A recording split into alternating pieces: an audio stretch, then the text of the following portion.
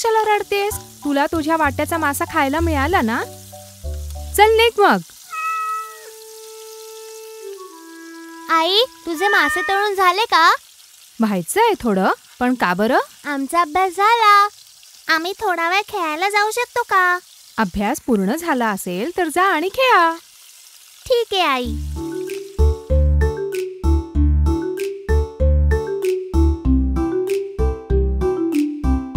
त्याला खाली ठेव ना ताई. नाही, मी याला मुळीच खाली ठेवणार नाही, नाहीतर तू घेऊन जाशील. तू नेहमीच त्याच्याशी खेळत असते. थोड्या वेळासाठी मला पण खेळू दे ना. नाही, मी तुला याच्यासोबत मुळीच नाही खेळू देणार, नाहीतर तू याला जमिनीवर ठेवून खराब करशील. नाही, मी असं काहीच नाही करणार ताई. दे ना थोडा वेळ मला. नाही नाही, मी तुला बिलकुल नाही देणार. मला ते पाहिजे.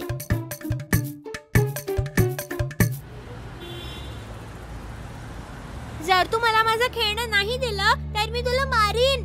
मी नाही देणार. मी पण तुला मारेन.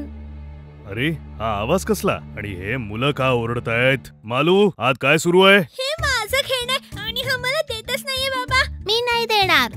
ओह, असं वाटतं आता आत मलाच जावं लागेल. असं वाटतं आज मला काठी उचलावीच लागेल. काय चालू आहे इथे? आई, हे माझं खेळणं आहे. बस करा.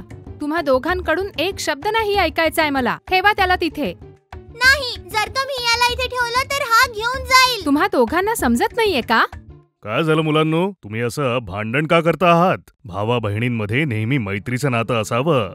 बाबा, मालूताई मला खेळायला नाही देत आहे. हे काय कारण आहे? तू अप्पूला खेळणं का नाही देत आहेस? जर का मी हे खेळणं ह्याला दिलं तर तो याला जमिनीवर ठेवतो आणि हे खराब होऊन जातं बाबा. पण बाबा, ती मला देत नाहीये खेळायला. मालू, हे खेळणं आणलं गेलं होतं कारण तुम्ही दोघे याच्यासोबत खेळू शकाल.